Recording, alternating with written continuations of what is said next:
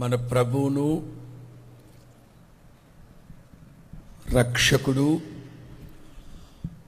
ఆరాధ్య దైవమైన యేసు క్రీస్తు ఘనమైన పుణ్యనామంలో ఈ పునరుద్ధానపు ఆరాధనలో పాలు పొందిన దేవుని ప్రియులందరికీ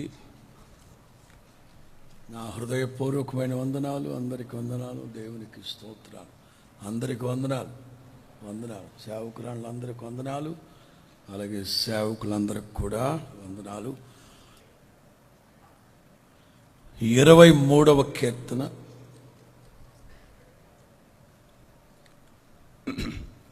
మొదటి వాక్యం తెలిసిందేగా, కానీ మనం అక్కడే రాసుకోవాలి. కలిపేశారు ఇక్కడ తెలుగులో. యెహోవా నాకు కాపరి అయి ఉన్నాడు. తెలుగు బైబిల్లో మనం అట్లా రాసుకుందాం. రెండో వాక్యం పరుండజేయుచున్నాడు. ఆ తర్వాతది యెహోవా నా కాపరి అయి ఉన్నాడు. రెండో వాక్యంలో పరుండజేయు, నడిపించు, సేద తీర్చు, నడిపించు.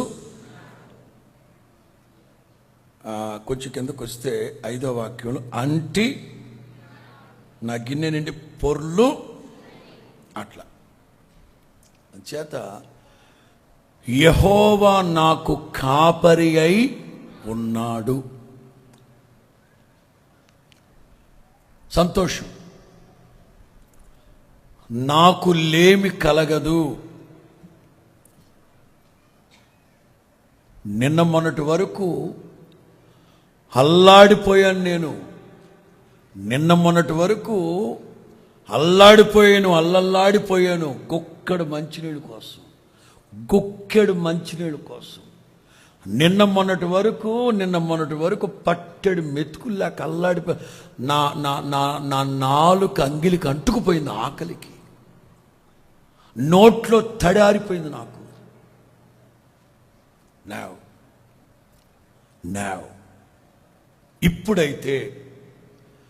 ఇప్పుడైతే యెహోవా నాకు కాపరి అయి ఉన్నాడు, నాకు లేమి కలగదు. హల్లెలూయా. 22వ కీర్తన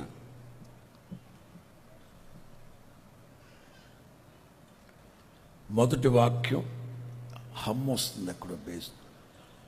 22వ కీర్తన మొదటి వాక్యం అందరూ కలిసి నా దేవా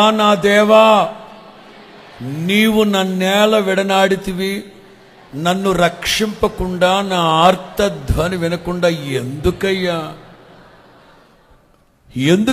దూరంగా ఉన్నావు. 15వ వాక్యం బాబా అందరు కలిసి చదవండి అమ్మా. 15వ వాక్యం నా నాలుక నా దవడను, అయ్యో కుక్కలు నన్ను చుట్టుకునే దుర్మార్గుల గుంపు నా చేతుల్ని నా పాదాలను పొడి చేస్తున్నారు. నా ఎముకలు లెక్క పెట్టచ్చు, అట్లుంది నా పరిస్థితి. What a tragic situation. 22కి 23కి ఎంత తేడా గమనిస్తాం చూడండి. 23వ కీర్తన మేబీ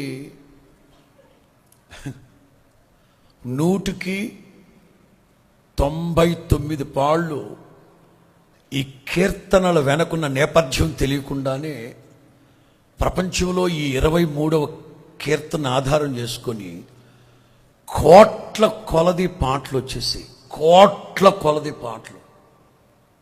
ఇప్పుడు మనం కూడా ఇందాక కలిపి పాడుకున్నాం. ఏమిటి సిచ్యువేషన్? ఏంటి అసలు? ఏ సందర్భంలో ఈ కీర్తన రాశారు? వాస్తవంగా భారతదేశం యొక్క మ్యాప్, ఇశ్రాయేలు దేశం యొక్క మ్యాప్. ఇవి రెండు ప్రక్కన ప్రక్కన పెడితే ఒకేలాగా కనబడతాయి. ఎలాగా? కింద ఇట్లుండి ఇట్లుండి ఇట్లుంటుంది. ఇశ్రాయేలు దేశం మ్యాప్ కూడా అట్లాగే ఉంటుంది.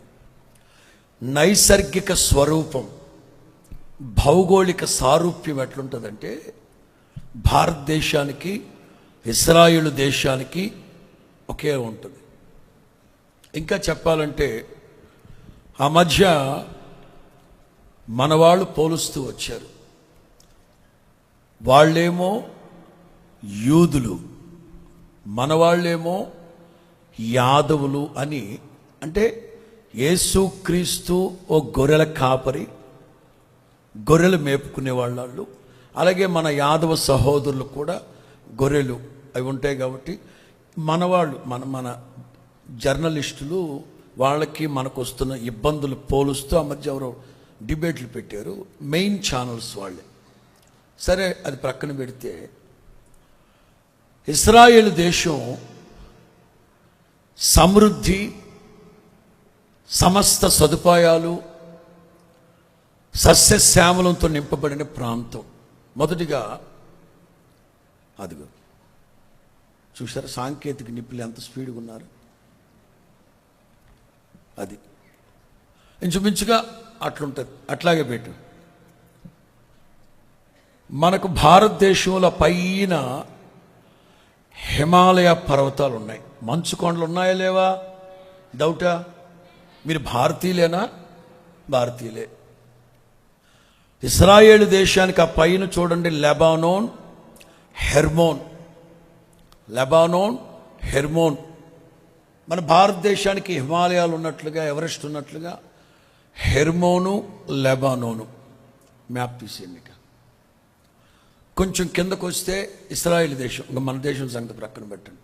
కాస్త కొంచెం కిందకు వస్తే గులాబీ పువ్వులు, రోజా పువ్వులు, అద్భుతమైన పూల తోటలు కలిగిన షారోను వనములో, అది కస్తూరి అండ్ ఇంకోటి ఏదో ఉంటుంది, చూపెడతారు తర్వాత. నేను షారోను లోయలో, షారోను వనములో అద్భుతమైన పూల తోటలు, అద్భుతమైన పూల తోటలు. ఎరికో ప్రాంతానికి వస్తే అంజూరపు పండ్లు, అంజూరపు పండ్లు. బెత్లెహేము ప్రాంతంలో ఖర్జూర పండ్లు, అలాగే ఎరికోలో ఖర్జూర పండ్లు. బేతనియా వెళితే అరటి పండ్లు. ఇట్లా కొంక కిందకెళితే హెబ్రోన్లో ద్రాక్షాల తోటలు, దానిమ్మ తోటలు. మంచు కొండలు, ప్రవహించే యోర్దాను, గట్ల మీదకు పొంగిపారు యోర్దాను, గలిలియా, షారోను లోయలో 2 కళ్ళు చాలవనుకోండి ఆ పూల తోటలు చూడడానికి. బాబు,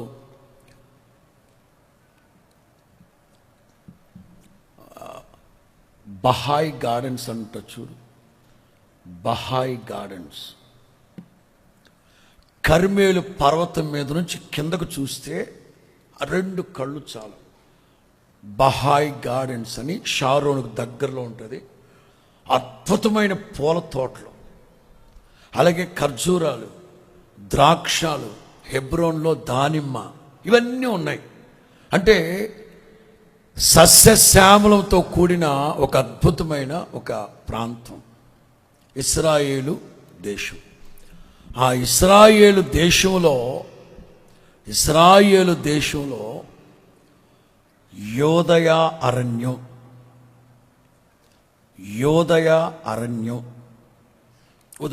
అదిగోండి,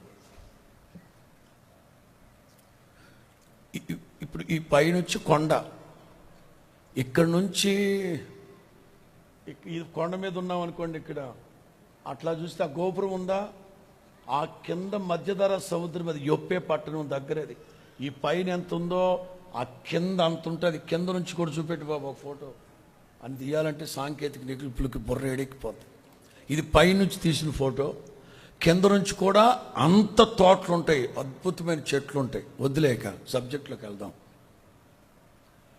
ఇంత సస్యశ్యామలం కలిగిన ఇశ్రాయేలు దేశంలో యోదయ అరణ్యం, యోదయ అరణ్యం బాగా గుర్తుపెట్టుకోవాలి. ఇదిగో ఇదంతా యోధా అరణ్యం. ఈ యోధా అరణ్యంలో ఒక్కొక్కటిగా నేను మీకు తెలియపరుస్తాను. అబ్రహాము బేర్షబా అనే ప్రాంతంలో ఉన్నాడు.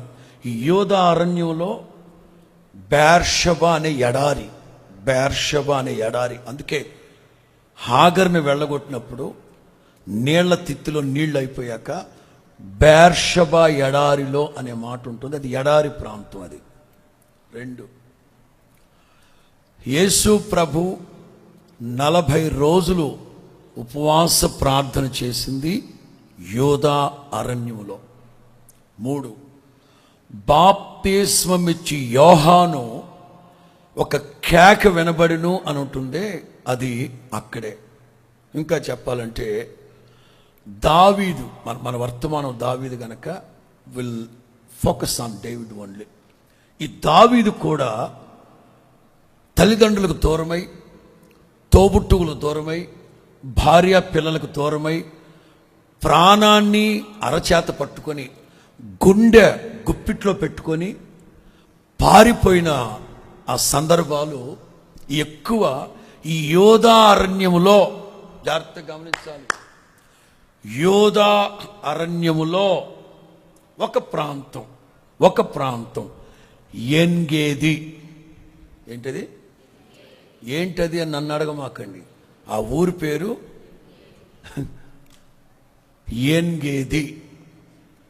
ఎన్గేది అనే ప్రాంతం. దేవునికి మహిమ కలుగును గాక. ఎన్గేది ప్రాంతం యొక్క వాతావరణం, నైసర్గిక స్వరూపం, భౌగోళిక పరిస్థితులు ఒక్కొక్కటిగా చెప్తా వెళ్తాను. మొట్టమొదటిగా యోధారణ్యంలో ఎన్గేది అనే ప్రాంతం ఎట్లాంటిదంటే, సాధారణంగా 60 డిగ్రీలు ఉంటుంది ఎండ. ఎంత? మన భారతదేశంలో సాధారణంగా 30-35.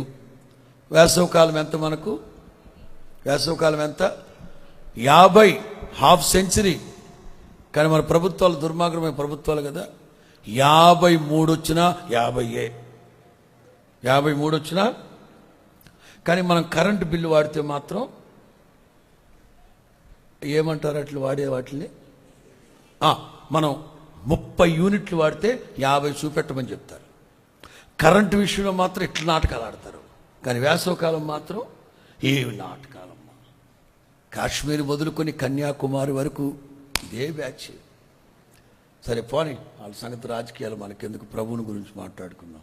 చెప్పండి గట్టిగా. ఏంటిది? మహాదేవుని గొప్ప మందిరమా? యోధా ఈ ప్రాంతం పేరేంటి? ఎన్గేది. ఆ ప్రాంతం బేర్షబా. ఇది ఎన్గేది. ఈ ఎన్గేదిలో 60 డిగ్రీలు ఎండ, సాధారణంగా 140 సెల్సియస్ ఫారెన్హీట్. అది కొంచెం ఎక్కువైతే 70. మనం 50 డిగ్రీలు వస్తేనే ఏసీలు ట్రిప్ అయిపోతాయి, ట్రాన్స్ఫర్మర్లు పేలిపోతాయి, మీకు బొర్రేడికిపోతాయి, గుండిగలు మజ్జిగ తాగుతుంటారు, ఐస్ క్రీములు తింటుంటారు, సలవ క్రీములు రాస్తుంటారు. ఇంకా కూర్చునేది కూడా సలవే. చాలామంది నాకు చెప్తూ ఉంటారు, ఆమందం ఆకుల మీద కూర్చుండని. ఏం మాట్లాడుతున్నావురా? సభలకి వెళ్ళి ఆనందవాగులు ఎట్లా రోజుకుంటారా? సరే, చేస్తా ఉంటాం. ఫస్ట్ ఆఫ్ ఆల్ ఎన్గేదిలో భయంకరమైన వేసవి, ఉష్ణము తట్టుకోలేము. Point number 2. అందుకే అంత వేడి వేసవిలో ఇంకొకటి మంచినీళ్ళు దొరుకుతాయా? అందుకే నీరు లేని దేశమందు దప్పిగొన్నది. 63వ కీర్తన. ఏదో నేను ఊహించుకొని చెప్పట్లేదు ఈ మాటలు, అన్ని వాక్యాధారాలతోనే చూపెడతాను మీకు ఇవాళ. 63వ కీర్తన చిన్న అక్షరాలతో ఏముంది? యోధా అరణ్యములో ఉండగా, ఆ యోధా అరణ్యములో ఎన్గేది అనే ఒక ప్రాంతం ఇది. 63వ కీర్తన అందరం చదువుదామా? 1-2 వాక్యాలు అందరం చదువుదాం. వేకువనే నిన్ను వెదకుతును, నీ బలమును నీ ప్రభావమును చూడవలనని. కానీ ప్రస్తుతం నేను ఎన్గేది ప్రాంతంలో ఉన్నాను. నీళ్లు లేక ఎండి ఉన్న దేశమందు నా ప్రాణము నీ కోసం, నీ మీద ఆశ చేత నిన్ను చూడాలని నా శరీరం అయ్యో సొమ్మసిల్లి పడిపోతున్నాను.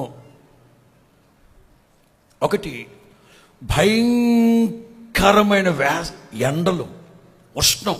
2 ఏమాత్రం నీరు కానీ నీటి ఊటలు కానీ ఉండవు.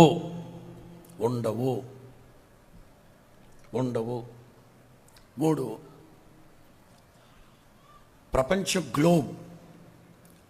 ప్రపంచం అనే గ్లోబ్లో భూమధ్య రేఖ. ఇప్పుడు కొంతమంది ఉన్మాదులు లేక గర్విష్ఠులు నేను గొప్ప అని చెప్పుకోవడం కోసం భూమధ్య రేఖని వాళ్ళ దేశం వైపు పెట్టుకొని ఇది భూమధ్య రేఖ అన్నారు. కానీ సమస్త సృష్టికి ఆధారభూతుడు తండ్రి అయిన దేవుడు ప్రపంచపు నడిబొడ్డుని ఎంచుకున్నాడు. స్తోత్రం చెప్పండి గట్టిగా. ఈ యోధా అరణ్యం అనేది భూమధ్య రేఖకి సెంటర్గా ఉంటుంది. అందుకే చెప్పాను, హాగరు బేర్షబా ఎడారిలో నీళ్లు లేక అటు ఇటు తిరుగుతూ ఉందని చెప్పాను కదా. అట్లాగే ఈ భూమధ్య రేఖలో ఉంది గనక ఇసుక తుఫాన్లు, అదిగో అది భూమధ్య రేఖ. అది అంతే, in the name of Jesus. అదిగో ఎన్గేది ప్రాంతం, అది భూమధ్య రేఖ. అది కొంచెం పైకి జరుపు, అది ఎన్గేది హోటల్. మేము అక్కడికి వెళ్తాం. ఆ ఎన్గేది హోటల్ దగ్గర షాపింగ్ కూడా చేస్తాం వచ్చే నెలలో. మేము మీకు ఏం కావాలో చెప్పండి, కొనుక్కొస్తాం. ఇంతమందికి నేను చేయగలిగింది ఒకటే, కానా ద్రాక్షారసం తెచ్చి 100 లీటర్ల ద్రాక్షారసంలో 1 బాటిల్ పోసి ఇస్తూ ఉంటాం. స్తోత్రం చెప్పు గట్టిగా. అప్పుడప్పుడు స్త్రీల కోటలో ఖర్జూర పండ్లు కూడా పంచుతూ ఉన్నాం. అవి తినే మీరు బాగా, అది స్తోత్రం చెప్పండి గట్టిగా. భూమధ్య రేఖలో ఉంది గనక ఈ యోధా అరణ్యంలో భయంకరమైన ఇసుక తుఫాన్లు. పట్ట పగలే ఒక్కసారి గనక ఇసుక తుఫాన్ రేగిందంటే సూర్యుడు కూడా కనబడకుండా చీకటైపో. అట్లాంటి ఏరియాల్లో తిరుగుతున్నాడు మనోడు దావీదు. 60-70 డిగ్రీల ఎండలో 4 దవడకు అంటుకుపోయే నీళ్లు లేని ప్రాంతంలో మరోవరు ఇసుక తుఫాన్ల చేత పట్ట పగలే గాఢాంధకారం కమ్మేస్తుంది. గాఢాంధకారపు చీకటి, అట్లాంటి ప్రాంతం. నెక్స్ట్ నోట్ చేసుకోవాలి. సున్నపు రాతి కొండలు, గుహలు, లోయలు. సున్నపు రాతి కొండలు, గుహలు, లోయలు. దీన్ని ఏమంటారు తెలుసా? Killer desert. ఎక్కువ కరువు ఉంటుంది అక్కడ. నా మాటలు అర్థమైతే ఒకసారి హల్లెలూయా చెప్పండి. ఇప్పుడు మాట చెప్తాను వినండి. మన ఆంధ్రప్రదేశ్లో వేసవకాలం ఎక్కువగా ఎండలు నమోదయ్యే ప్రాంతం ఏది? రాయలసీమని కలగలపమాక. రెంటచింతల, పల్నాడు జిల్లా రెంటచింతల, గురజాల. ప్రపంచంలోనే ఒక విచిత్రమైన కేసు నమోదైంది అక్కడ. ఏమిటంటే గురజాల, రెంటచింతల ప్రాంతంలో సున్నపు రాయి ఎక్కువ, పిడుగురాళ్ళ ప్రాంతాలు సున్నపు రాయి ఎక్కువ, సున్నం తయారు చేసే ఫ్యాక్టరీలు, కంపెనీలు ఎక్కువ. ఆ రెంటచింతల పరిసర ప్రాంతాల గ్రామస్తులందరూ ప్రభుత్వం దగ్గరికి వెళ్ళి మాకు వేరొక గ్రామాన్ని సృష్టించి మాకు ఇవ్వమని అడిగారు. లాయర్ గారు, మీ అవగాహనలు ఎప్పుడైనా ఇట్లా కేసు వచ్చిందా? టేకప్ చేస్తారా? స్తోత్రం చెప్పండి గట్టిగా. ఆ గ్రామాల్లో, ఎందుకంటే ఎండలు మన ఆంధ్ర రాష్ట్రంలోనే ఎక్కువగా ఎండలు నమోదయ్యేది రెంటచింతల, గురజాల, ఆ తర్వాత రాజమండ్రి. ఏం దరిద్రమో నాకు అర్థం కాదు. పక్కనే గోదావరి, మనకి దరిద్రం ఏంటండి బాబా.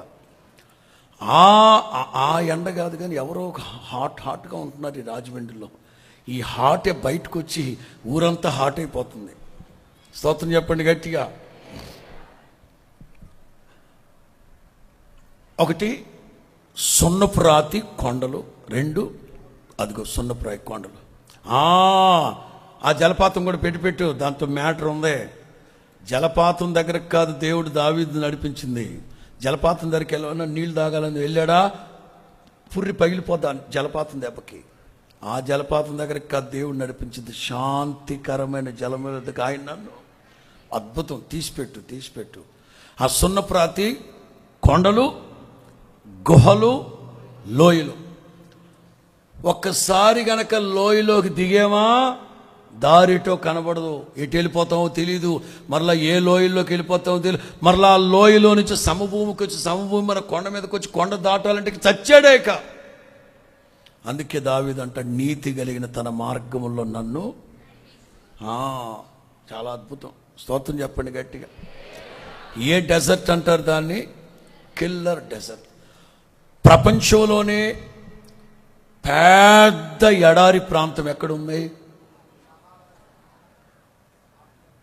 జనరల్ నాలెడ్జ్ క్వశ్చన్లు అబ్బా. ప్రపంచంలోనే అతిపెద్ద ఎడారి ఎక్కడుంది?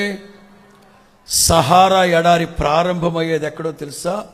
ఐగుప్తు దేశంలో పిరమిడ్స్ దగ్గర నుంచి స్టార్ట్ అవుతుంది సహారా ఎడారి. సహారా ఎడారిలో 900 ఒయాసిస్లు ఉన్నాయి. ఒయాసిస్ అంటే నీటి తీసిపెట్టారా బాబు. ఎడారిలో సెలయేరులు అన్నట్లుగా సహారా ఎడారిలో 900 నీటి ఓటలు లేకపోతే ఒయాసిస్లు ఉన్నాయి. కానీ ఈ యోధా అరణ్యంలో అదే అద్భుతం. ఎంత ఉష్ణమో, ఓ ప్రాంతంలో నీరుండదు, చెట్లుండవు, ఏముండవా. కానీ ఎన్గెదిలో అన్నీ ఉంటాయి. అదే అద్భుతం. స్తోత్రం చెప్పండి గట్టిగా. ఎన్గెదిలో ఒక్క నీటి ఓట.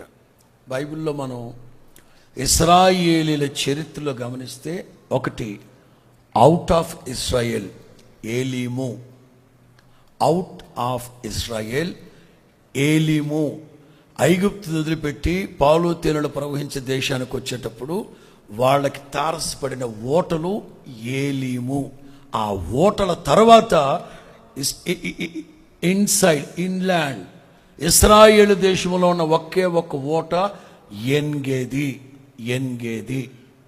అది ఈ ఎన్గేదిలో ఉంటుంది. ఇదంతా యోధా. ఇప్పటి వరకు నేను చెప్పిన సబ్జెక్ట్ అంతా యోధా. అది కదా ఒయాసిస్ అంటే అట్లా ఉంటుంది. ఇది సహారా ఎడారిలో అక్కడక్కడ ఈ నీళ్లు ఎంతమందికి ఉపయోగపడతాయి చెప్పండి. ఈ యోధా అరణ్యంలో ఎన్గేది అనే ప్రాంతంలో ఒక ఓట ఉంది. ఇప్పటికీ సబ్జెక్ట్ వైజ్గా చెప్పాలంటే, నేను ఎప్పుడైనా నా దగ్గర ఫస్ట్ టైం యేసన్న గారు నన్ను ఇశ్రాయేల్ దేశం తీసుకెళ్ళింది 2001.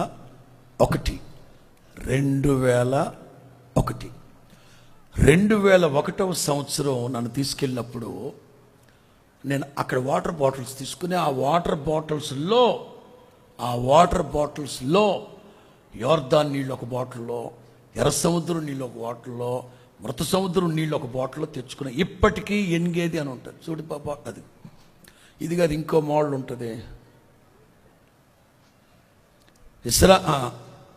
నాకు ఇంపార్టెంట్ ఏంటంటే జింక బొమ్మ ఉండాలి. జింక అంటే దుప్పి, ఒక దుప్పి 2 కొమ్ములు ఉన్నట్టుగా ఉంటుంది. Different water bottles. ఇప్పటికీ ఆ ఎన్గేదిలో ఉన్న నీటి ఓటలతోనే నీళ్లు ఫిల్ చేస్తారు. 2 పేర్లు పెట్టారు దానికి, డేవిడ్ స్ప్రింగ్, ఇంకోటి షోలమైట్ స్ప్రింగ్, దావీదు ఓట. అది చెప్పానా? అది ఏమంటారు దాన్ని, జింకనా దుప్పా? అది ఇంపార్టెంట్. ఆ దుప్పి మొహం ఉండి పైన కొమ్ముందు చూడండి, అది ఇంపార్టెంట్. అది తర్వాత చూపెడతాను, మీకు చెప్తాను మీకు సబ్జెక్ట్. 1 షోలమైట్ స్ప్రింగ్, 2 డేవిడ్ స్ప్రింగ్ అని. అక్కడున్న నీళ్ళని ఇప్పటికీ రేపు నేను ఇశ్రాయేల్ దేశం వెళ్ళిన తర్వాత కూడా నేను అక్కడి నుంచి నేను మీకు చూపెడతాను. స్తోత్రం చెప్పండి గట్టిగా.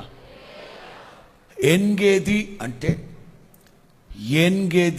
అంటే స్ప్రింగ్ ఆఫ్ కోల్డ్. స్ప్రింగ్స్ కాదు, ఓటలు కాదు, just water. Spring of cold అంటే పశువులు నీళ్లు తాగడానికి వచ్చే ఓట. ఎన్గేది అంటే ఓట. సబ్జెక్టు ఎన్గేది. నేను మాట్లాడుతాను, చెప్పండి. ఇదంతా ఏమని చెప్పాను? ఇదంతా ఆ మూలనది, ఈ మూలనది, అది గుర్తుపెట్టుకోండి. ఎన్గేది. 23వ కీర్తన దావీదు ఆ లోపలికి వెళ్ళాక రాసిన కీర్తన. 22వ కీర్తన ఈ సెంటర్లో నిలబడి రాసిన కీర్తన. చెప్తాను మీకు వివరాలు చెప్తాను. దీని గురించి 5 విషయాలు చెప్తాను, ఒక్కొక్కటిగా నోట్ చేయండి. దావీదు కీర్తనల్లో సిమిలర్గా వస్తాయి ఆ మాటలన్నీ. దీని గురించి మొదటి మాట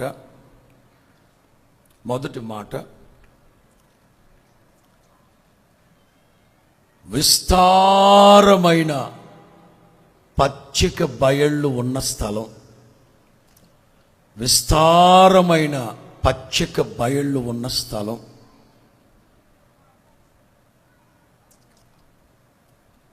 అందరు పరిశుద్ధ గ్రంథాన్ని తీసి పరమగీతం 1వ అధ్యాయం 7 నుంచి 14 వరకు. పరమగీతం 1వ అధ్యాయం 7 నుంచి 14 వరకు. అందరం కలుద్దామా? అందరం కలిసి చదువుదామా? చదువుదాం. నీ మందను నీవెచ్చట మేపుదువో, మధ్యాహ్నమున ఎచ్చట నీడకు వాటిని తోలుకెళత నాతో చెప్పు. ముసుగు వేసుకునే దాననై నీ జతకాండ్ల మందల యొద్ద. ఎందుకు నేను ముసుగేసుకొని నీ జతకాండ్ల యొద్ద నేను ఎవరో తెలియదు అన్నట్లు ఎందుకు ప్రవర్తించాలి? నారీమణి, అది నీకు తెలియపోయినా మందల అడుగు జాడలను బట్టి నీవు వెళ్ళు. మంద కాపరుల గుడారము యొద్ద నీ మేక పిల్లలను, నా ప్రియురాలా, ఫరో రథాశ్వములతో నిన్ను. ఎందుకో ఆగ. ప్రియురాలా, ఫరో రథాశ్వములతో నిన్ను. ఎందుకంటే ప్రియుడు అడ్రస్ చెప్పి చెప్పకమునిపే 3G 4G 5G కంటే గూగుల్ మ్యాప్ కంటే స్పీడ్ గెలిపింది ఈవిడ. ఫరో రథాశ్వములతో నేను నిన్ను,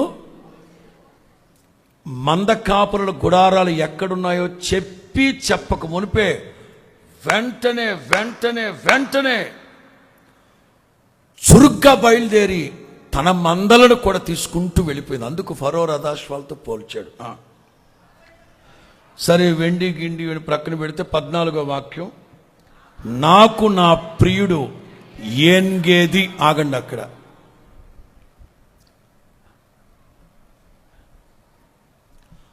నాకు నా ప్రియుడు ఏన్గేది. చాలు, ఏన్గేది. నేను మీకు చెప్పదలిచింది ఏంటంటే, ప్రియుని అడుగుతాను. వాళ్ళిద్దరు పశువుల కాపర్లు, లవర్ అండ్ బిలవడ్. అతను ఈ అమ్మాయి వీళ్ళందరూ పశువులు కాచుకునేవాళ్ళు. నేను ముసుకేసుకొని మీ జతకాళ్ళ దగ్గర నేను ఎందుకు ఉండాలి, నీ మందలు ఎక్కడ ఉంటే చెప్పు, నేను వచ్చేస్తాను అంది. నేను మీకు చెప్పదలిచింది ఏంటంటే, ఏన్గేది ప్రాంతంలో 3 లక్షల పశువులకి సంబంధించిన మేత ఉంది అక్కడ. ఎంత? 3 లక్షల పశువులకి సమృద్ధిగా పచ్చిక బయళ్ళు ఉన్నాయి అక్కడ ఏన్గేదిలో. ఇప్పుడు నా మందను తీసుకెళ్ళిపోతున్నా, నా జతకాళ్ళు మందలు తీసుకొస్తారు, నీ మందలు కూడా తీసుకురా అంటే అందరి మందలు అక్కడికి వెళుతున్నాయంటే ఏన్గేదిలో ఏమున్నట్టు? విస్తారమైన పచ్చిక బయళ్ళు. చూపెట్టచ్చు ఫోటో. విస్తారమైన గొర్రెలు, ఆవులు మేస్తూ ఉంటాయి చూడండి. స్విట్జర్లాండ్, స్కాట్లాండ్ ఆ ప్రాంతాలు అట్లా. ఒకటి ఏన్గేదిలో ఏమున్నాయి? ఏన్గేదిలో ఏముందట? విస్తారమైన పచ్చిక బయళ్ళు. అందుకే మందలన్నీ అక్కడికి తోలుకెళ్తున్నారు. పాయింట్ నెంబర్ 2 చెప్పాను కదా మీకు, నీళ్లుంటాయి అక్కడని చెప్పాను కదా, నీళ్లు ఉంటాయని. ఏన్గేదిలో ఇప్పుడు 2 నీటి ఓటలు ఉన్నాయి. చూపెట్టి బాబా ఆ నీటి ఓటలు. ఏన్గేది వాటర్ ఫాల్సా లేకపోతే వాటర్ ఏదో ఒకటి కూడా చూపెడదాం. దానికి ఒకటేమో దావీదు ఓట, రెండవది షోలమ్మెతి ఓట. ఒక ఇంగ్లీష్ బైబిల్లో చూస్తే జంట్లీ ఫ్లోయింగ్ వాటర్. 2 రకాలుగా చెప్తాను మీకు. ఒకటి ఇందాక చూపెట్టావు చూడరా, పైనుంచి పడుతున్నాయి కదా వాటర్ ఫాల్స్. ఏన్గేది ప్రాంతంలో పైనుంచి పడే నీళ్ళ దగ్గర కాదు ఆయన నన్ను తీసుకెళ్ళింది. అలాగని స్టాక్ ఉండి మురుగు, చెత్త చెదారం, దరిద్రం అంతా ఉందే, ఆ నీళ్ళ దగ్గరకు కాదు. ఆ నీళ్ళ దగ్గర ప్రశాంతంగా ప్రవహిస్తూ ఉంటాయి చూడండి, ఫ్రెష్గా. కొన్ని సందర్భాల్లో నేను ఈ పల్లెటూరులో మీటింగ్లు కట్టిడు ఏలేశ్వరం దాటాక చెరుకుంపాలెం వెళ్తుంటే ఆ కొండల్లో, ఆ లోయల్లో ఫ్రెష్ వాటర్ అండి బాబోయ్, ఎంత అద్భుతం. ఇక మనం ఇలా అనక్కర్లేదు, వెళ్ళడం ఆ పారుతున్న నీళ్ళని ఫ్రెష్గా, మోకాళ్ళ లోతు నీళ్లు కూడా లోపల ఏముందో కనబడుతున్నాయి, అలా తాగేయడమే. దావీదు అంటారు, అదిగోండి ఆ నీళ్లు పడే చోట కాదు ఏన్గేది, అదిగో ఏన్గేది. ఆ పైనుంచి నీళ్లు పడే చోట నా తల పగిలిపోద్ది. అలాగని స్టాక్ ఉన్న మురుగు నీళ్ళలో కాదు, ప్రశాంతంగా శాంతికరమైన ఫ్రెష్ వాటర్ దగ్గరకు ఆయన నన్ను. ఒకటి పచ్చిక బయళ్ళు ఉన్నాయి, 2 నీళ్లు ఉన్నాయి, 3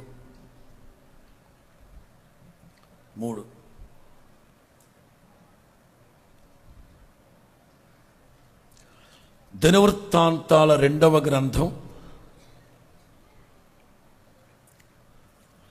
దినవృత్తాంతాల 2వ గ్రంథం 20వ అధ్యాయం 2వ వాక్యం.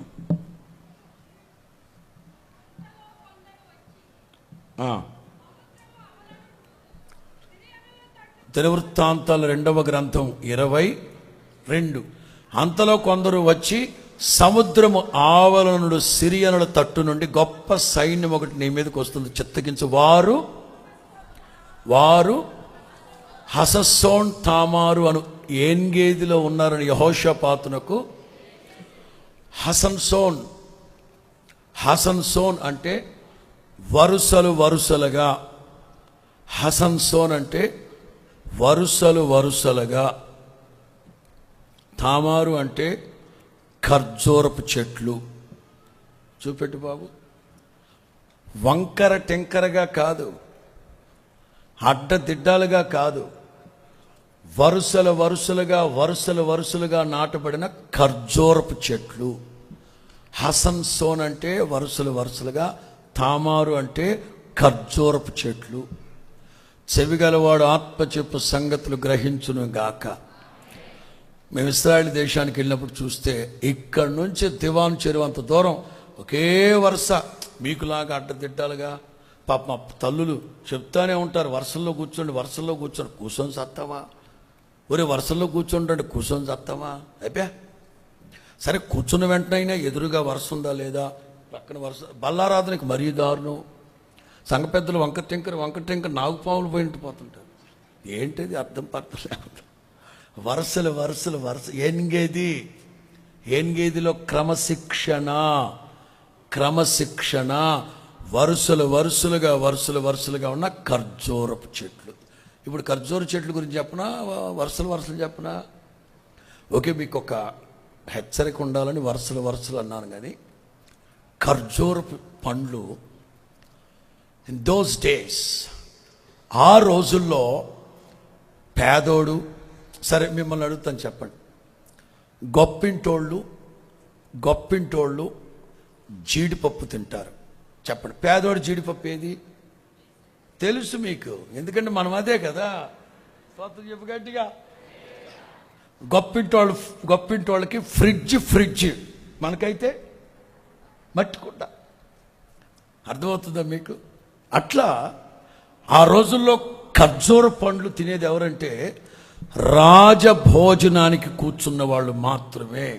రాజభోజనానికి కూర్చున్న పేదోళ్ళు, మధ్యతరగతి, దిగువ మధ్యతరగతి, ఎగువ మధ్యతరగతి నెవర్. ఇప్పుడు జామ పండ్లో, బత్తాయి పండ్లో, కమలా పండ్లో అయితే అందరం తింటాం. రోజు కాకపోయినా ఏదో జబ్బు చేసినప్పుడైనా డాక్టర్ గారు చెప్తారు కదా, దానిమ్మ పండు తినమంటే కడుపు కట్టుకుని దానిమ్మ పండ్లు ఒక 2 తింటాం, యాపిల్ పండ్లు తింటాం. అది కూడా చాలా కష్టం మీద. అలా కాకుండా పూటకి పెర్సిమోను, డ్రాగను, ఇంకా లీచి, కివి, ఇంకా అవకాడ, తాతకాడ, అవ్వకాడ, ఇంకా పూటకి తింటామండి. నాకు రామ్ఫలం అంటే పిచ్చి. నాకు రోజు పెట్టారు, నాకు 4-5 రోజులు తిన్నా. ఎందుకో సందేహం వచ్చింది. ఎవరైనా 1 రోజో 2 రోజులో ఏదో ఒక సేవకులు కలవడానికి వచ్చినప్పుడు తీసుకొచ్చి ఇస్తారు. లేకపోతే మన చీకటి పట్టణంలో మన వాళ్ళు తోటలో తీసుకున్నారు కనుక ఎవరో తెచ్చారు. 1 రోజు 2 రోజులు తీస్తే రోజు పెడుతున్నారు. ఎక్కడివి అని అడిగాను. కొనుక్కొస్తున్నాం. ఒక్కోటి ఎంత? 100 రూపాయలు. మానేయండి. ఇక మీదట మరలా కొనుక్కొచ్చి పెట్టారా, కుక్కగా పెట్టేస్తాను దాన్ని. రోజుకి 100 రూపాయలు పెట్టి రామ్ఫలం తినేంత గొప్పవడం కాదు మనం. అక్కర్లే, ఎవరైనా కానుకిస్తే తిందాం, అంతేగాని కొంచెం న్యూట్రల్గా వెళదాం, కొంచెం ఫ్లెక్సిబుల్గా వెళదాం, అంతేగాని తినాలి, ఇష్టం కనుక తినాలంటే అక్కర్లేదు అంతా. అట్లాగే ఏదో అకేషన్ ఉన్నప్పుడు ఎప్పుడో తింటాం, అంతేగాని రోజు తింటాం అంతంత ఖరీదు పెట్టి. అట్లాగే ఖర్జూర పండ్లు అనేవి రాజభోజనానికి మాత్రమే వాడేవాళ్ళు ఆ రోజుల్లో. ఎన్గేదిలో ఏముంది ఇప్పుడు? మొదట ఏముంది? పచ్చిక బయలు 2 ఉన్నాయి, నీటి ఓట 3, ఖర్జూర పండు. అది కూడా పేదోళ్ళు తినేది కాదు, రాజులు మాత్రమే తినేది. 4.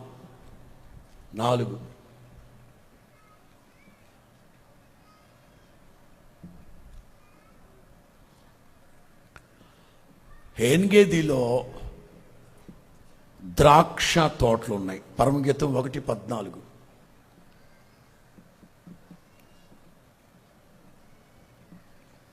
ద్రాక్ష తోట. నా ప్రియుడు నాకు ఎన్గేది ద్రాక్ష వనములోని. ద్రాక్ష 23వ కీర్తనకి ఎట్లా వస్తుందో చూడండి. నా గిన్నె నిండి పొంగి, దేవుడు మనల్ని ఆశీర్వదిస్తే క్రొత్త ద్రాక్షాల రసం మీ గానుగుల మీదుగా నుండి పొంగి, చెప్పండి దేనికి సాదృశ్యం ఇది? దేవుడు మనల్ని ఆశీర్వదిస్తే కొత్త ద్రాక్షారసం గానుగుల మీద నుంచి పొంగి. 23వ కీర్తన దావీదు రాయడానికి 100,00,000 పాళ్ళు ఆధారం ఈ సిచ్యువేషన్. 5వ మాట, బైబుల్ నీతి ఏమిటంటే, ఎక్కడెక్కడైతే ద్రాక్ష తోట ఉంటుందో, ఎక్కడెక్కడైతే ద్రాక్ష తోట ఉంటుందో ప్రక్కనే ఒలీవల తోట ఉండాలి. ఇది బైబుల్ నీతి. ఇది బైబుల్ నీతి.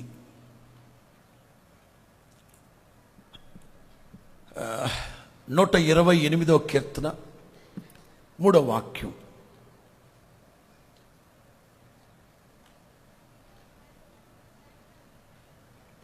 అందరు చదవండి. అమ్మా ఆడకూతుర్లు అందరూ ఆగండి. బాబు మగాళ్ళు చెప్పండి. నా భార్య నా లోగిటి ఫలించేది ద్రాక్ష వల్లి వలె ఉంటుందని ఎవరు చెప్పండి? పెళ్ళైన వాళ్ళని చెప్పండి బాబు. ఒరే చెప్పండి, లేకపోతే మధ్యాహ్నం కూడి పెట్టదురా బాబు. చెప్పండి, చెప్పండి. నా భార్య నా లోగిట ఎవడు నాగవల్లి అన్నాడు. వాడెవడు నాగవల్లి అన్నాడు బాబీ ఆయన. మధ్యాహ్నం నీకు ఫుడ్ కట్టు, నీ మిరపకాయ బజ్జీలే గది. చూడండి ఇక్కడ, నీ లోగిట నీ భార్య ఫలించడి. ఇప్పుడు నీవు ఫలించడి ద్రాక్షవల్లి అయితే మీకు పుట్టబోయే వాళ్ళు ద్రాక్షవల్లే పుడుతుంది, కానీ ద్రాక్ష పిల్ల పుడుతుంది. కానీ నేను వెంటనే ఈ పిల్లల భోజనం పళ్ళ చుట్టూ అవి ఎట్లబ్బా? సింహం కడుపున, ఈ డైలాగ్ లేదు బాగా చెప్తారు. దరిద్ర సినిమా డైలాగులు మాత్రం ప్రభావం. సింహం కడుపున, పులి కడుపున, పిల్లి కడుపున, ద్రాక్ష వల్లి కడుపున ద్రాక్ష పిల్ల పుట్టాలి. అందుకే కరోనాని గురించి కూడా తల్లి కరోనా, పిల్ల కరోనా, దాని బుడ్డ కరోనా అన్నారు. అంటే దీని అర్థం ఏంటంటే, ద్రాక్షవలు ఉందా ప్రక్కనే ఒలీవల తోటలు వేయాలి. ఇది చట్టం, ఇది దైవ నిర్ణయం. న్యాయాధిపతుల గ్రంథం 15:5. న్యాయాధిపతుల గ్రంథం 15వ అధ్యాయం 5వ వాక్యం. సంసోను నక్క తోకలన్నింటినీ, తలకాయ కలవు, తోకలు కలుస్తాయి కొంతమందికి, తలలు కలవు, తోకలు మాత్రం కలుస్తాయి. సైతాన్ క్రియ. ఆ దివిటీలో అగ్ని మండజేసి ఫస్ట్ ఆఫ్ ఆల్ గోధుమ చాలల్లోకి వాటిని పోనిచ్చాడట. తర్వాత కుప్పలు, ఆ తర్వాత ఇంకా కొయ్యల పైరు. ఏమ్మా అర్థమవుతుందా? 1 గోధుమ చేలు, 2 ఆల్రెడీ కోత కోసిన కుప్పల మీదకి పంపించాడు. ఆ తర్వాత పైరు మీద కొదిలాడు. ఆ తర్వాత ఆ మధ్యలో గోధుమ వేయచ్చుగా. ద్రాక్షకి ఒలీవలకి మధ్యలో గోధుమ వేయచ్చుగా. వేయకూడదు. ద్రాక్ష తోట ప్రక్కన ఏముండాలి? స్తోత్రం చెప్పండి గట్టిగా. ద్రాక్షలు గిన్నె నిండి పొంగి పారడం. ఒలీవ నా తల నూనెతో అంటి ఉన్నాడు ఆయన. హల్లెలూయా. అద్భుతమండి బాబోయ్. ఎంగేజ్లో 5 విషయాలు చెప్పాను మీకు. మీరు టప్పి మేము చెప్పాలి. మొట్టమొదట పచ్చిక బయళ్ళు, 2 నీళ్లు, 3 అంటే రాజులు మాత్రమే భోంచేసే భోజన పంక్తి, 4 ద్రాక్ష అంటే గిన్నె నిండి పొంగి, 5 నా తల నూనెతో ఒలీవల తోట నా తల నూనెతో. సో ఇది గుర్తుపెట్టుకోండి. ఇదేంటిది? యోధా, అదిగా ఆ ప్రాంతం ఏది? ఈ ప్రాంతం ఏది? ఈ మధ్యలో మాయోను అనే ప్రాంతం ఉంది. మాయోను అనే చెప్తాను, తర్వాత చెప్తాను. మీకు దావీదుని గురించి క్లుప్తంగా చెప్తాను. బెత్లెహేములో జెస్సీ, యెషయి అనే ఒక ఫెమిలియర్ పర్సన్, పేరు ప్రఖ్యాతులు గాంచిన, ఒక్క మాటలో చెప్పాలంటే అత్యున్నత న్యాయస్థానములో ప్రధాన న్యాయమూర్తితో సమానం. అత్యున్నత న్యాయస్థానములో ప్రధాన న్యాయమూర్తితో సమానం. ఎందుకంటే ఇశ్రాయేలీలకి శిక్షలు విధించే ఆ కోర్టు న్యాయస్థానంలో ఒక ఇంపార్టెంట్ మెంబర్ ఇతను. అందుకే ఎవడరా నువ్వా? అదే మా నాన్న దావీదు. ఓహో మీ నాన్న యెషయ్య, ఓ యెషయ్య వాళ్ళ అబ్బాయివా నువ్వు అంటే రాజు సహితం దావీదు వాళ్ళ నాన్నని పేరు చెప్తేనే గుర్తుపట్టేసేంత ఫేమస్ పర్సన్ యెషయి. అంత ఫేమస్ పర్సన్ అయి ఉండే 80 కుమారులలో ఒకణ్ణి ఏం మేపడానికి పంపించాడు? ఎట్లా? వాయ్ ఇట్లాగే దావీదు వ్యక్తిగత జీవితాన్ని అనాటమీ విడదీసి రాబోయే రోజుల్లో చెప్తాను మీకు. ఒక సుప్రీంకోర్టు జడ్జి అయి ఉండి, ప్రధాన న్యాయమూర్తి అయి ఉండి, కొడుకుని ఎక్కడ పంపించాడు? గొర్రెలు మేపడానికి. సరే, చిన్నప్పటి నుంచి ఇంట్లో చులకన భావంతోనే చూశారు. కీర్తనలో ఉంటుంది, నా తల్లిదండ్రులు నన్ను విడిచినను, ఫర్సేకన్ మీ మరచినను, విడిచినను కాదు, ఫర్సేకన్ నన్ను విడిచిపెట్టారు, వదిలేశారు నా తల్లిదండ్రులు నన్ను. అట్లాంటి పరిస్థితుల్లో ఒకానొక రోజున దావీదు యుద్ధానికి వాళ్ళ అన్నోళ్ళు యుద్ధ భూమిలో ఉంటే పిండి వంటలు ఇవ్వడానికి వెళ్ళాడు. అలా దావీదు గొలియాతును చంపడం ఒక ఫేమ్ వచ్చింది. ఇంకా గమ్మత్తు ఏంటంటే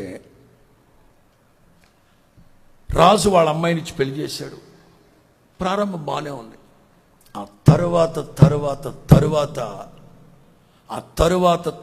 తరువాత ఏనాటికైనా ఈయన అల్లుడు నన్ను వెన్నుపోటు పొడుస్తాడు. సౌలు మనస్సులో కొంతమంది మనుషులు చెప్పేశారు. ఈ కొంతమంది లేడీస్ ఉంటారు, కొంపలు కూల్చేవాళ్ళు. వాళ్ళు కూడా సౌలు 1000 మందిని చంపితే దావీదు ఒత్తకే నాశనం చేయడానికి, దావీదు జీవితాన్ని అబాసుపాలు చేసి నాశనం చేయడానికి. ఇదంతా దీని వెనక పెద్ద కుట్ర. ఎవరు పాడమన్నారమ్మా మిమ్మల్ని ఆ పాట? కుట్రలో భాగం. పైగా చాలామంది సౌలుతో చెప్పారు, ఏమండి అదిగో మీ అల్లుడు కనుక ఉంటే నీకు చాలా డేంజర్, మీ అబ్బాయి సింహాసనం స్థిరపడదు. సౌలు కూడా ఆలోచించాడు, ఈ నా అల్లుడు కనుక ఉంటే నా తర్వాత నా కొడుకు రాజు కాలేడు, ఎట్లయినా ఇబ్బంది. ఇప్పటికే ప్రజల్లో ఎక్కువగా జనాన్ని సమకూర్చుకుని మాస్ లీడర్ అయిపోయాడు దావీదు. ఎలాగైనా దావీదును చంపాలని కంకణం కట్టుకున్నాడు. ఆ రోజుల్లో జరిగిన సంభవం ఇది. మన దైనందిన జీవితంలో కూడా ఎనిగేదిలో ఉన్నట్లుగా భయంకరమైన అగ్ని వంటి శ్రమలు, శోధనలు, కనీసం తినడానికి తాగడానికి కూడా మర్చిపోయిన పరిస్థితులు. 102వ కీర్తనలో అంటాడు, భోంచేయడానికి నేను మర్చిపోయి, ఏ చేత్తో తినాలో కూడా నాకు తెలియదు. అట్లాంటి దయనీయమైన పరిస్థితి దావీదు జీవితం. ఓ ప్రక్కన లోయలు, గాఢాంధకారపు చీకటి, మరో ప్రక్కన సున్నపు రాతి కొండలు, మార్గం తప్పిపోవడం, ఇబ్బందులు, కొలిమిలో కాల్చబడినట్లుగా కాల్చబడుతున్నాడు. ఆ రోజుల్లో దావీదుకి కనిపించిన అద్భుతమైన అనుభవమే ఒక ఏన్గేది. సౌలు తరుముతున్నాడు. మీరు ప్రారంభంలో 2 వాక్యాలు రాసుకున్నారు. 23వ కీర్తన తర్వాత 22వ కీర్తన మొదటి వాక్యాలు రాసుకున్నారా? మీకు ఒక స్టార్టింగ్లోనే ఒక చిన్న విషయాన్ని నేను మీకు చెప్తాను. సమూయేలు మొదటి గ్రంథం ఆ తర్వాత మీకు వివరించుకుంటూ వెళతాను. సమూయేలు మొదటి గ్రంథం 25వ అధ్యాయం. సమూయేలు మొదటి గ్రంథం 25:2.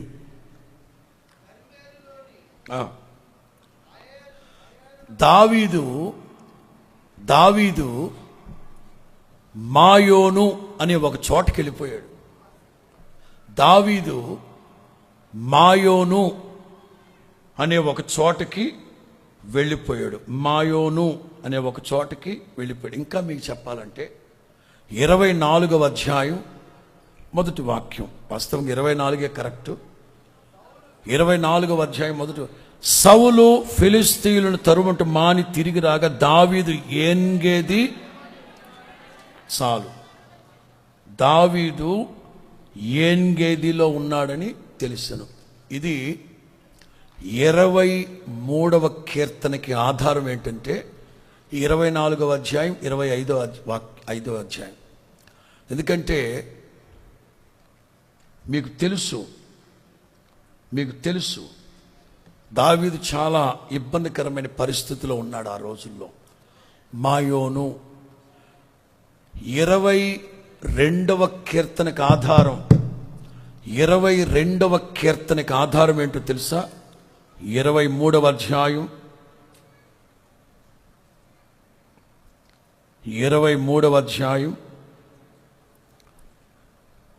14 నుంచి 29 వరకు. 14 నుండి చదవద్దు కానీ, సమూయేలు మొదటి గ్రంథం 23వ అధ్యాయం 14 నుంచి 29 వరకు. 22వ కీర్తన రాయడానికి కారణం, ఫ్యాన్ స్పీడ్ పెట్టు, 22వ కీర్తన రాయడానికి కారణం ఇది. 23వ కీర్తన రాయడానికి కారణం దావీదు ఏన్గేదికి వెళ్ళి అక్కడున్నాడు. ఇప్పుడు తలల పైకెత్తండి. దావీదుకి రెండు మార్గాలు. ఒకటి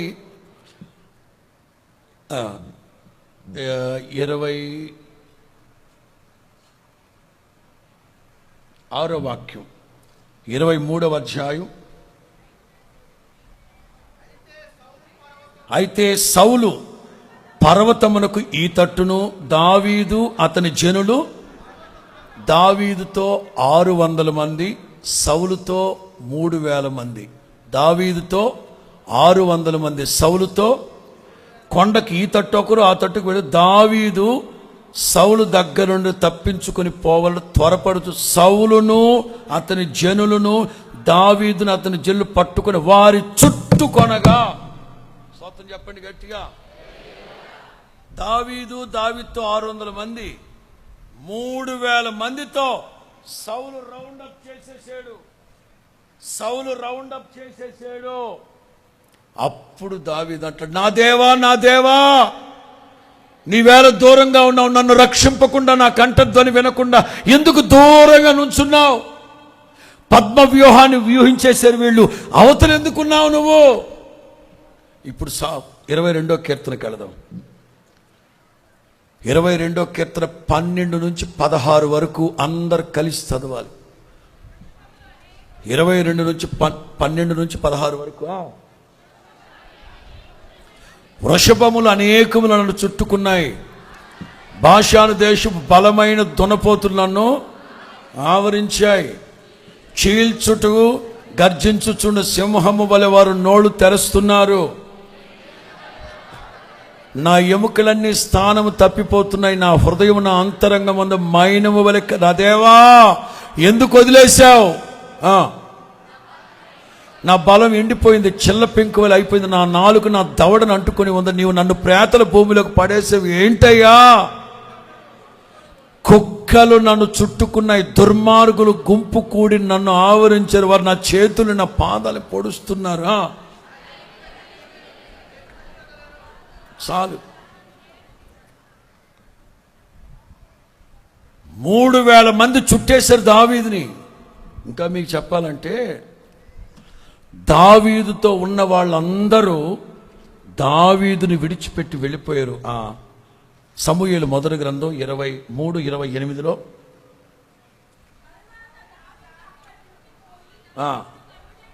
సమూయేలు మొదటి గ్రంథం 23:28 తరువాత మాని తిరిగి ఫిలిష్తీయులు ఎదుర్కొరు కాబట్టి సెలహమ్మ లెకోతు అంటే భయము నుండి తలలు పైకెత్తండి. నేను ఎప్పుడు చెప్తా ఉంటాను, 22వ కీర్తన ఎవరి కోసం రాయబడింది? యేసుక్రీస్తు. దావీదు దైనందిన జీవితమే యేసుక్రీస్తుకు వర్తిస్తుంది. అక్కడ గమ్మత్తు ఏంటంటే, గెత్సెమనే తోటలో యేసు ప్రభుని పట్టుకోగానే, చెప్పండి, గెత్సెమనే తోటలో ఒలీవల కొండ మీద యేసు ప్రభుని పట్టుకోగానే శిష్యులేమయ్యారు? ఇక్కడ దావీదును చుట్టుముట్టిన వెంటనే దావీదుతో ఉన్నవాళ్ళు ఎట్లాంటి దుర్మార్గులు తెలుసా? దావీదుకి ఏదైనా జరుగుతుంది, ఇబ్బంది కలుగుతుందంటే ఒక్కడుండడు, ఏ ఒక్కడు నమ్మకస్తుడు కాదు. ఇక్కడేనా సిక్లగులో అక్కడ మడివెచ్చారు దావీదు కాలుతో కొట్టడానికి. ఏ ఒక్కడు నమ్మకస్తుడు కాదు. అందరూ దావీదుని విడిచిపెట్టి పారిపోతే ఒంటరిగా నిలిచిపోయి నా దేవా నా దేవా నా దేవా ఎందుకు నన్ను ఒంటరిని చేసావు? అంతలో సౌలు దగ్గరకు వచ్చి ఎవడో చెప్పాడు, యాండి రాజుగారు ఆడో ప్రక్కన చెప్తున్నాడు, మిన్నల్లి చచ్చిన కుక్కని నాతో ఎందుకండి బాబా అని దండం పెట్టి చెప్తున్నాడు. ఆడి మీద పడతారు ఏంటంటే అత్త మాట. ఫిలిష్తీయులు మన దేశానికి వచ్చి ధాన్యాన్ని దోచుకెళ్ళిపోతున్నారు అక్కడ. అప్పుడు సౌలు వెళ్ళిపోతూ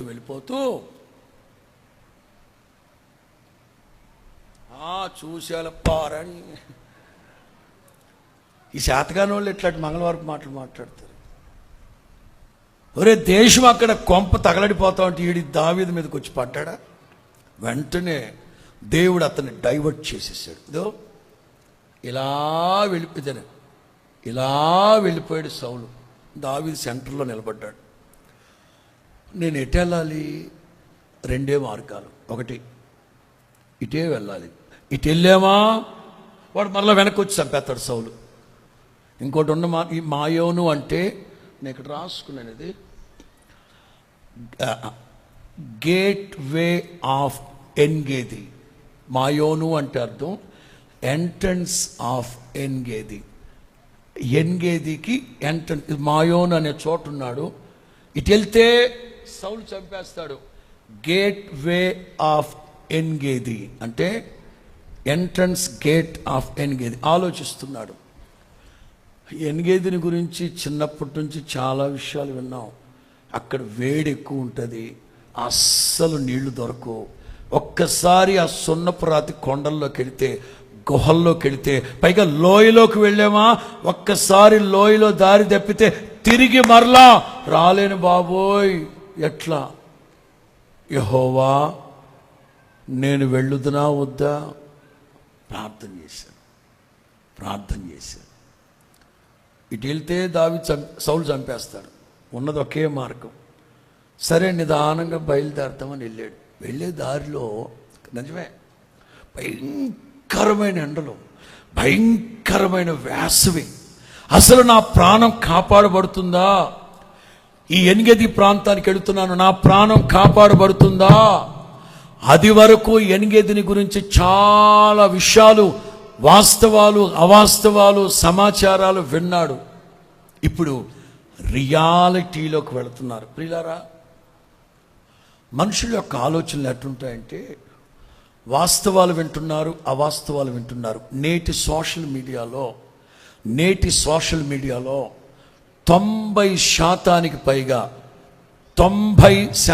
పైగా అవాస్తవాలు అబద్ధాలు కల్పితాలు. ఒక 10% కూడా వాస్తవాలు లేవు అని చెప్తున్నారు. నిజమే.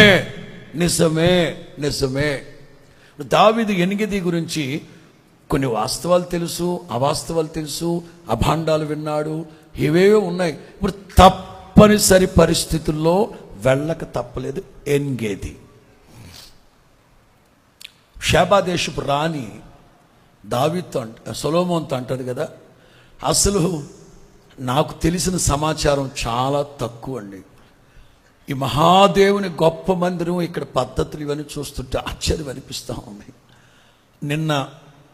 నిన్న ఈ వేళప్పుడు ఒక కుటుంబం నన్ను కలిశారు. నిన్న ఈ వేళప్పుడు ఒక కుటుంబం కలిసి, వాస్తవంగా గతంలో మేము హైదరాబాద్ వేరే వేరే ప్రాంతాల్లో ఉన్నప్పుడు లైవ్ కార్యక్రమాలు ఇవన్నీ చూస్తూ ఉంటే కనీసం ఒక 15 మంది అయినా మీకు స్టాఫ్, ఒక 15 మంది అయినా మీకు ఇక్కడ పరిచారకులు, ఈ సోషల్ యూట్యూబ్ దీనికి సంబంధించిన వాళ్ళు ఉంటారేమో అనుకున్నాను. ఒక్కడూ కనిపించట్లేదు. హైరానా లేదు. మెల్లో వేసుకున్నట్లుగా మోర్సల్ జబ్బోడు వేసుకున్నట్టుగా మెల్లో ఆ ట్యాగులు లేవు, ఏమి లేవు, ఎవరు ఉన్నట్లేదు, ఎక్కడ కనబట్టలేదు. అంటే ఉండేది ఒక్కడే, కెమెరాల దగ్గర ఒకడు, ల్యాప్టాప్ దగ్గర ఒకడు, కీబోర్డ్ దగ్గర ఒకడు, మైక్ సెట్ దగ్గర ఒకడు. ఇప్పుడు కీబోర్డ్ రెండో వాడు ఎక్స్ట్రా అయ్యాడు, ఇంకొక ఇంతే. చాలా విన్నామండి. ఇట్లుంటే అసలు నిజమే, ఇట్లా పాజిటివ్ అయితే పర్లేదు. కొంతమంది 100కి 90 పాళ్ళు అవాస్తవాలతోనే బ్రతుకుతున్నారు, అవాస్తవాలతోనే బ్రతుకుతున్నాడు. ఇప్పుడు దావీదు జాయిగా బయలుదేరి ఎండకి తట్టుకున్నాడు, అగ్ని వంటి శోధనలకు తట్టుకున్నాడు, నీళ్లు లేక దప్పికతో ఎండిపోయాడు, అల్లాడిపోయాడు, ఇసుక తుఫాన్లతో కప్పబడ్డాడు, ఛేదించుకున్నాడు. లోయల్లో వెళ్ళేటప్పుడు అటు ఇటు తప్పిపోతానేమో జాగ్రత్తగా, అటు ఇటు తప్పిపోయి జాగ్రత్త, లోయలో ఎక్కడ జాయిగా తప్పిపోకుండా జాగ్రత్త ఒక్క చోటుకు వచ్చి ఆగాడు. అక్కడ పరిస్థితిని చూసి ఆశ్చర్యపడిపోయాడు. ఎన్గేది గురించి నేను మైనస్గా విన్న మాటలు వాస్తవే కొంచెం అట్లాంటివి ఉన్నాయి. కానీ మొదట ఎన్గేది నుంచి 5 పాయింట్లు చెప్పానే, అవి చూసి ఆశ్చర్యపడిపోయాడు దావీదు. అక్కడ కుక్కలు, దునపోతులు, ఎద్దులు, సింహాలు ఇవన్నీ 22వ కీర్తన దాటికి 23కి వచ్చి అక్కడికి వచ్చి అన్నీ చూస్తూ అక్కడ దావీదు ఒక సమాచారం, ఒక విషయాన్ని చూస్తున్నాడు. దృశ్య కావ్యం. చాలామంది మంద కాపరులు వాళ్ళ గొర్రెలు మేపుకుంటూ ఎన్గెదికి వచ్చి పచ్చిక బయళ్ళలో మేపుతున్నాడు. అక్కడ వాళ్ళ కాపరున్నాడు. కాపరి చేతిలో, ఒక చేతిలో దుడ్డు కర్ర, ఇంకో చేతిలో దండం ఉంది. కాపరిని చూశాడు. అవి పచ్చిక బయళ్ళలో మేస్తున్నాయి. పైనుంచి పడే వాటర్ ఫాల్స్ కాదు, ప్రశాంతంగా ఉన్న నీళ్ళ దగ్గరికి వెళ్ళి నీళ్లు తాగుతున్నాయి. ఎక్కడ తప్పిపోకుండా జాగ్రత్తగా జాయిగా నడిపిస్తున్నాడు అతను. ఇవన్నీ చూసి చూసి చూసి చూసి ఒక ప్రశ్న వచ్చింది. నన్ను ఈ ఎన్గేదికి నడిపించిన కాపరి ఎవరు? Who is that shepherd? Who is that shepherd? Who is that shepherd? నన్ను ఈ ఎన్గేదికి నడిపించిన ఆ కాపరి ఎవరు? ఈ గొర్రెలనైతే అదిగో ఆ కాపరి నడిపించుకొచ్చాడు, ఈ గొర్రెలనైతే ఆ కాపరి నడిపించుకొచ్చాడు. కాపరి జాగ్రత్తగా మేపుతున్నాడు వాటిల్ని. ఈ ఎన్గేదికి నన్ను నడిపించిన కాపరి ఎవరు? సినారియాను చూస్తూ చూస్తూ 23వ కీర్తన రాశారు. లైక్ ఎఫెసీ పత్రిక 6వ అధ్యాయంలో పౌలు రాస్తాడు, ఒక సైనికుని గురించి రాస్తాడు. Like 6th chapter of Ephesians, 6వ అధ్యాయం. ఎక్కడ?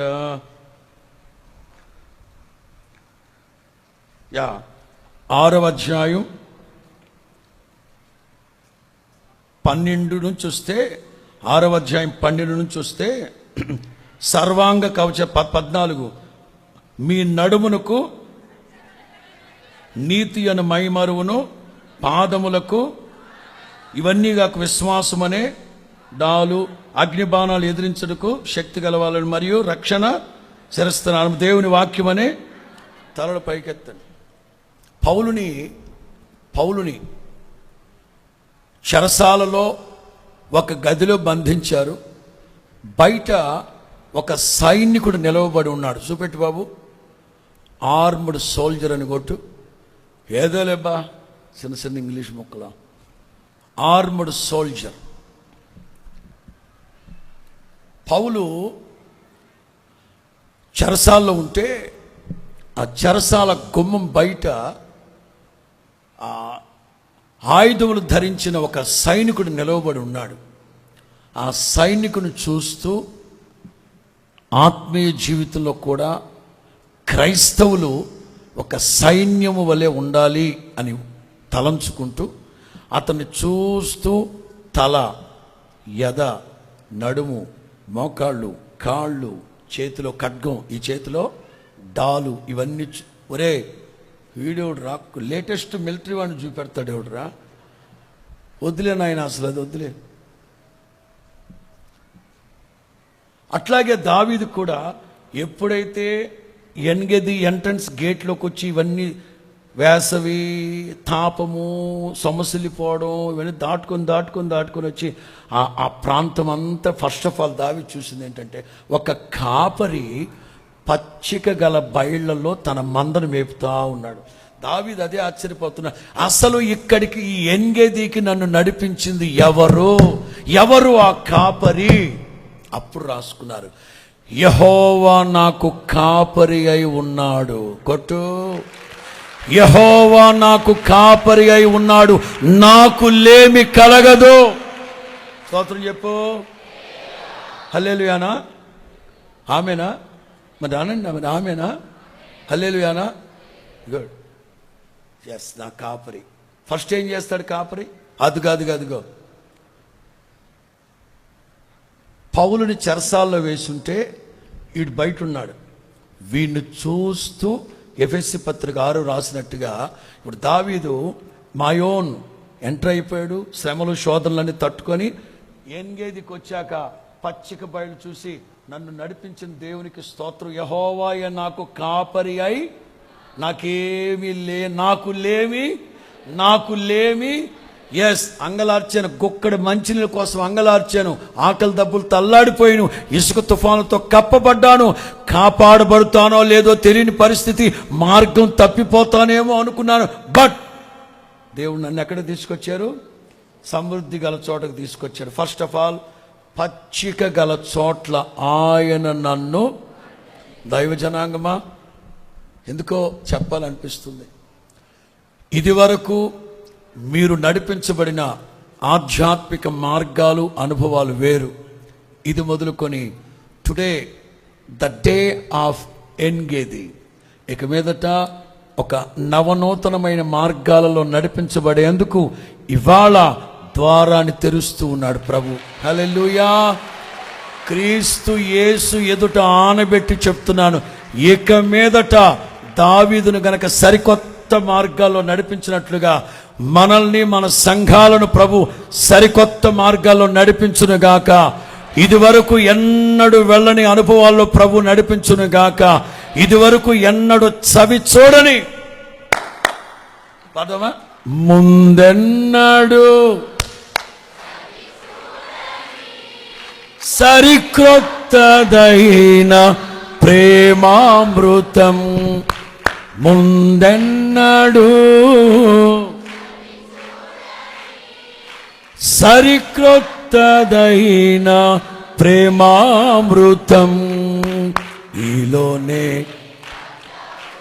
ఈనాటికై నీ రుణం. అద్భుతం. దాచావు ఈనాటికై నీ రుణం. హల్లెలూయా. అలసిపోయినా, సమ్మసిల్లిపోయినా, ఆకలితో అలమటించిన అనుభవాలన్నింటినీ దాటించి ఎన్గేదిలోకి నడిపించాడు దేవుడు. పచ్చిక బయళ్ళలోకి తీసుకొచ్చి కూర్చోబెట్టాడు. దావీదు చూస్తూ ఉన్నాడు, చా ఎన్గేది గురించి మనం అసలు ఇట్లుంటుంది అనుకోలేదబ్బా. మొదటి మాట పాట రాసుకుంటూ ఫస్ట్ ఆఫ్ ఆల్ పచ్చిక బయళ్ళలో ఆయన నన్ను, రెండో మాటకు వచ్చాడు. ఏంటది? శాంతికరమైన జలముల యొద్దకు ఆయన నన్ను నడిపించలేదు, ఇంకా ఎంట్రన్స్లో నిలబడ్డాడు. అవన్నీ చూసిన వెంటనే ఇక ఆగలేదు మనోడికి. ఏంటది? ఆత్రం కదా, పాట. ఇంకా వెళ్ళలా. పచ్చిక గల చోట్ల ఆయన నన్ను పరుండ చేయుచున్నాడు. ఇంకా వెళ్ళలా. సినోరియో చూసిన వెంటనే పాట వచ్చేసింది. శాంతికరమైన అదే పైన నుంచి పడే వాటర్ ఫాల్స్ దగ్గరికి వెళ్తే బుర్ర బద్దలైపోద్ది మనకు. స్టాక్ ఉన్న నీళ్ళ దగ్గరికి వెళ్తే మనకు జబ్బులు వచ్చేస్తాయి. అందుకని ఫ్రెష్, నేను చెప్పాను కదా, జెంట్లీ ఫ్లోయింగ్ వాటర్. సమాధానకరమైన అనుభవాల్లో ప్రభు మనం నడిపించును గాక. దేవుని వాక్యాలు చదువుతాం, వింటాం, కానీ నిర్దేశించబడిన సమయాన సందర్భాన అవి కార్యసిద్ధిని కలుగు చేయును గాక. దావీదు గతంలో ఎన్గేదిని గురించి విన్నాడు, చదివాడు, డిఫరెంట్ ఆస్పెక్ట్, కానీ ఆ అనుభవాల్లోకి వచ్చాక పాట రాయికి తప్పలేదు. చాలా సందర్భాల్లో వాళ్ళ సాక్ష్యాలు, ఇందాక ఒక తమ్ముడు సాక్ష్యం, ఇది సాక్ష్యం అంట, దస్తావేజులు తెచ్చాడు 12. రేపు చెప్పిస్తాను. ఏడా తమ్ముడేడి? రేపు చెప్పిస్తాను సాక్ష్యం. ఇది సాక్ష్యమారా? 12 పేజీలు తెచ్చాడు. అయినా రేపు చెప్పిస్తాను. నాకు నచ్చింది నీ సాక్ష్యం. దేవునికి స్తోత్రం. ఆ సాక్ష్యంలో మరలా దేవుడిచ్చిన ప్లాన్ కూడా తెచ్చాడు. ఎప్పుడెప్పుడు ఎక్కడెక్కడ నేను వర్తమానాలు చెప్పానో, ఏ మాటల ద్వారా తాను ధైర్యపరచబడ్డాడు, అవన్నీ రాసుకొచ్చాడు. రేపు చెప్పిస్తాను ఆ తమ్ముడితో. ఈ దేవుడు ఒకడో ప్లాన్ ఇస్తాడు కానీ డబ్బులు ఇవ్వడని చెప్పానా? అది కూడా ఆడి హృదయాన్ని తాకిందంట. 1,00,000 రూపాయలు తెస్తానన్నాడు కానుక. మనం వింటూ ఉంటాం, చదువుతూ ఉంటాం, కానీ రియాలిటీకి వెళ్ళాక అద్భుతంగా ఉంటుంది దేవుని కార్యం. స్తోత్రం చెప్పు గట్టిగా. ఫస్ట్ ఆఫ్ ఆల్ పచ్చిక గల చోట్లు. 2, 3 నీతిగా చదవండి.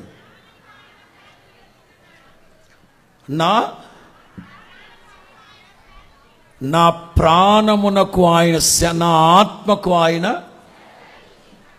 ఎన్నో శ్రమలు, పోరాటాల మధ్యలో ఉన్నాను నేను. ఎన్గెదికి తీసుకొచ్చిన నా ఆత్మకి ఎన్నో శ్రమలు, శోధనలు అనుభవించాను. ఇప్పుడు ప్రశాంతంగా ఉంది నా జీవితం. తన నామమును బట్టి నీతి మార్గములో నన్ను, ఇంగ్లీష్లో 2 మాటలు ఉన్నాయి, హెబ్రీ భాషలో TZDIK, జెడిక్, TZDIK, జడక్. స్ట్రాంగ్స్ డిక్షనరీలో చూస్తే 2 మాటలు, రైచస్ వే, రైట్ వే. ఒకటి నీతి గల మార్గాలు, 2 పర్ఫెక్ట్. ఎలియాజరు ఏమంటాడు? సరి అయిన మార్గంలో ఆయన నన్ను. ఎందుకంటే ఇప్పుడు దావీదు ఎన్గేది లోయలోకి వెళ్ళిపోయాడు కదా. లోయలోకి వెళ్ళిన తర్వాత గూగుల్ మ్యాప్ పనిచేస్తుందా చెప్పనా? ఈ మధ్య ఎవరో షార్ట్ పెట్టారు. గూగుల్ మ్యాప్ను ఆధారం చేసుకొని పాదయాత్ర చేస్తే పోయారంట. ఏకంగా వాళ్ళు సముద్రంలోకి వెళ్ళారు. బాబు ఇక్కడికి వచ్చావు? గూగుల్ తల్లి దానికి గుగ్గులు తినిపియా, దాన్ని ఆధారం చేసుకుని. ఏది మనోడు రాజమండ్రిలో ఒకడు రోడ్డు కమ్ రైలు బ్రిడ్జ్ ఉందా, రైల్వే ట్రాక్ మీదకి వెళ్ళిపోయాడు. మరి ఏం డ్రైవర్ ఎవరా నువ్వు? నాకు అర్థం కదా. లోయలోకి వెళ్తే రూట్ మ్యాప్ పనిచేయదు, ఎటు వెళ్ళాలో తెలియదు. ఒకటి రైట్ వే, 2 రైచస్ వే, నీతి గల మార్గం, సరైన మార్గంలో దేవుడు నన్ను నడిపించి ఎన్గేదికి తీసుకొచ్చి. ఎంత బాగుంది. అక్కడికి వెళ్ళాక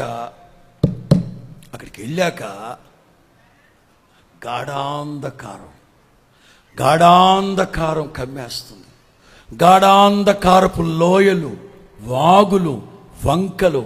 అయినా దావీదు అంటారు, వాటికి నేను భయపడను, ఎందుకంటే ఎంత దూరం నన్ను తీసుకొచ్చిన నా కాపరి నన్ను చెయ్యి విడిచిపెట్టాడు. స్తోత్రం చెప్పండి గట్టిగా.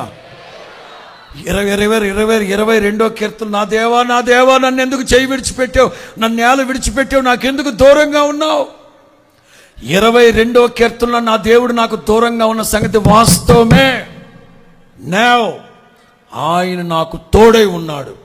ఈ గాఢాంధకారపు లోయలో ఇంత దూరం ట్రావెల్ చేసి నన్ను తీసుకొచ్చిన దేవుడు తోడై ఉన్నాడు. ఖచ్చితంగా దేవుడు తోడై ఉన్నాడు.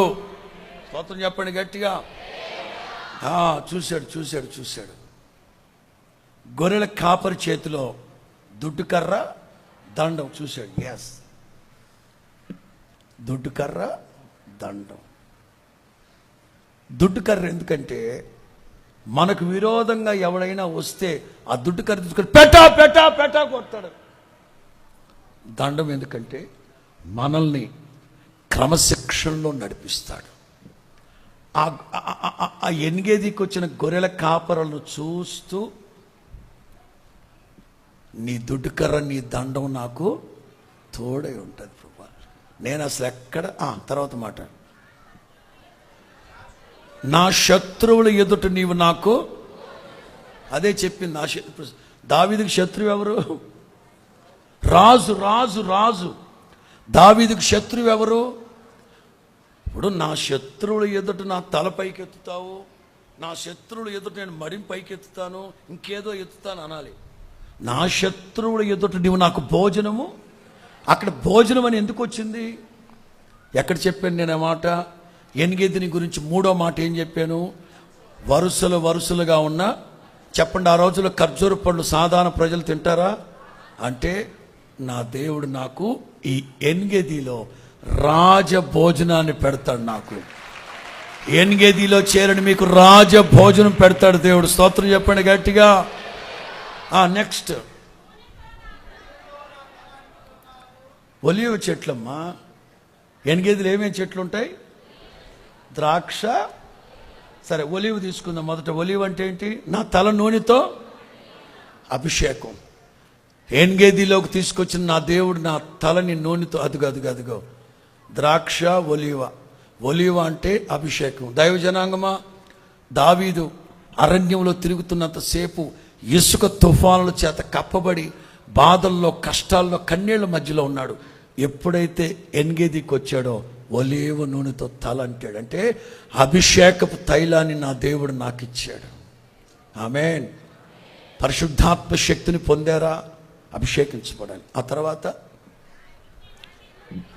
నా గిన్నె నిండి పొంగి, ఎన్గేదిలో ఏముందంట? నా ప్రియుడు నాకు ఎన్గేదిలోని ద్రాక్షవనము. అంటే జోయల్, ఐ థింక్ జోయల్ 2:20 అనుకుంటాను. చూడండి, యోవేలు గ్రంథం 2వ అధ్యాయం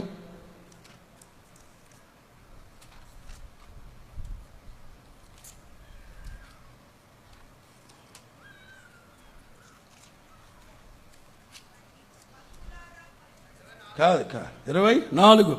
యోవేలు గ్రంథం 2:24.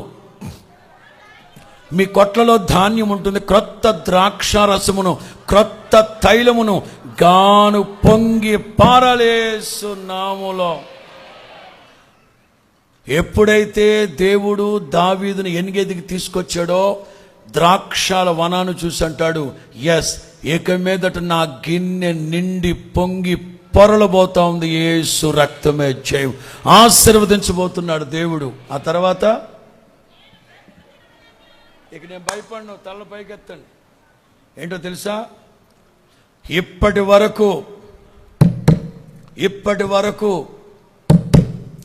వరకు వృషభాలు, దున్నపోతులు, ఎద్దులు, దొన్నలు, చీల్చే సింహాలు, చీల్చే కుక్కలు ఇప్పటి వరకు నన్ను తరుముకుంటూ వచ్చే 22వ కీర్తన వరకు ఎన్గేదిలోకి వచ్చేసానా? ఇక నాకు డోంట్ వరీ.